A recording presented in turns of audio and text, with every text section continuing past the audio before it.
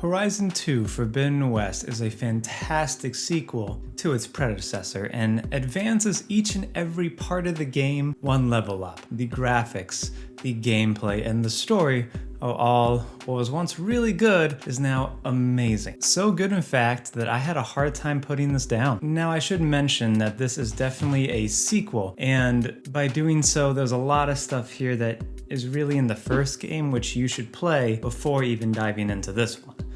You're gonna miss a lot. If you don't play these games in order, you're gonna be disappointed by the gameplay in Horizon 1. While it was good, this is a lot better. It's a lot like playing Skyrim first, but then going to Oblivion and trying to unlock a door. Just not as good. Story-wise, you should really play the first game because there's gonna be a lot of questions in Horizon 2 which you don't know. Let's start with the graphics. They are breathtaking. When I look at the characters in the game, each one is so detailed, and even like my girlfriend, when she walked in, she thought it was real people for a moment. I will say that like there are times when, for example, Aloy is talking to someone and she just keeps on looking in other places while talking, and I'm like, look at him, look at her, you know?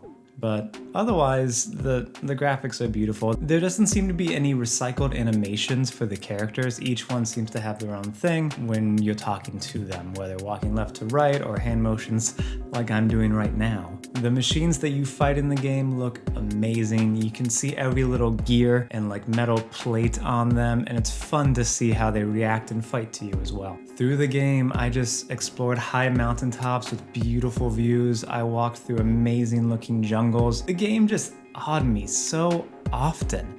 And there's this one place, I won't spoil it, but you go under water and it is beautiful. And I don't like water levels in games, but this one was a lot of fun.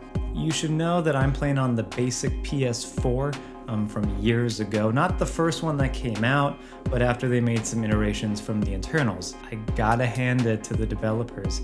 This game looks amazing. I saw some comparisons between the PS4, the PS4 Pro, and the PS5. If all you have is PS4 graphics to this game, it's still amazing. It pushes the console more than you would think it would. It's very optimized for that, for the graphics without impeding performance. Now let's talk about the gameplay for this game. Now, when you fight machines, each one is like an intricate little puzzle which you have to kind of figure out on your own, but it is immensely satisfying. You have different elemental bows and traps that you can use depending on the machine you're fighting, and those little pieces of the machine that are more vulnerable than others. And it's really fun to like learn the attacks, dodge them, as well as to see what the weaknesses are and attack them. It's great. Now, the humans, they are fine. Like, it's nothing special. All you do is you shoot them with a bow or you hit them with a spear. You know, there are sneaking sections for machines and for humans. Sneaking sections are fun. Generally for myself, I did end up only successfully sneaking everyone a few times, and that was very satisfying. I was very patient and I planned ahead, and that was great. But there were a lot of times where I just got caught, and you know, I just went balls to the walls and fought all of them. It was just boring for the human side more, unless you were sneaking. The side quests in the game are okay, nothing fancy. At the start of the game, as classic RPGs are, there was a guy who was cooking, and he's like, you gotta get me 3 pieces of boar meat, you know, and 5 plants. What do you need? For the ingredients, a few pieces of decent wild meat, and I'd say a big handful of bitter leaf stems.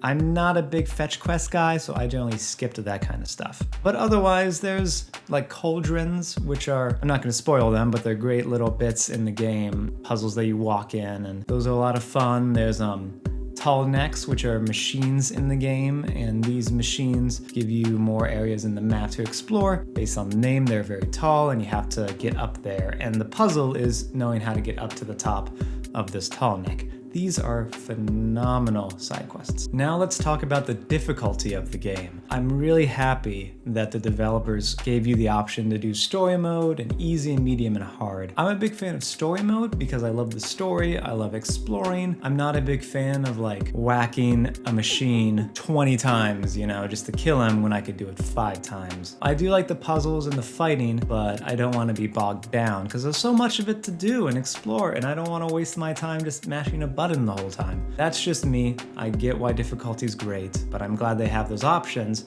for people who, one, maybe just can't play the game unless they have that, or something else. The stability of the game is really good. I've only had 3 parts in the game where the screen would just go black for me for a moment and then pop back up. I assume it was loading the area I was running to. And then there was one part where I was gliding down and just the whole world disappeared for 1 second and then reappeared. Not really a big thing to worry about. There are some times where I fell into a certain object and it was hard to escape from. You know, these are nitpicks here. It's a very stable game.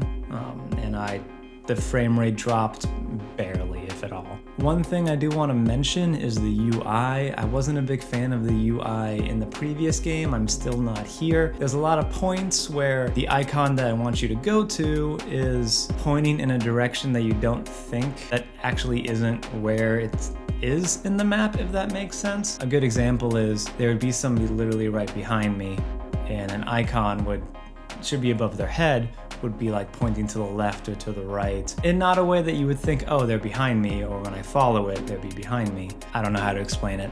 The UI isn't that good in my opinion. It's kind of clunky and I don't like the icons, but again, a nitpick. Now the story. The story is the reason why I bought the game. The first one was great. I heard the second one would be better, and it is. It's amazing. Lots of twists and turns and plot lore. And it's just such a fresh experience that I have not experienced in a long time. Highly recommend again that you would play the first game before playing this one. Otherwise, a lot of the story beats you're just not going to get. They do have a bit of a recap, but I would still recommend playing the game before, because the recap does not give you spoilers to the first one, because those are some great story beats which you should experience for yourself. Overall, it is a fantastic sequel and I highly recommend it for people. It's a fresh new experience, though there are a lot of RPG tropes from Western RPGs that you see. A few pieces of decent wild meat, which is inevitable in this kind of AAA game, but you can easily skip them if you want to. I would say this is one of my games to play before you die. Easily in the top 100. Thank you everybody for watching. I highly recommend you get this game or play the one before it if you haven't already. That game, Horizon Zero Dawn, is on Steam, so if you have a PC, you can play it there. I do hope this game also shows up on Steam eventually, just so more people can play it and you can have both games on your PC. Thank you again for watching. Cheers.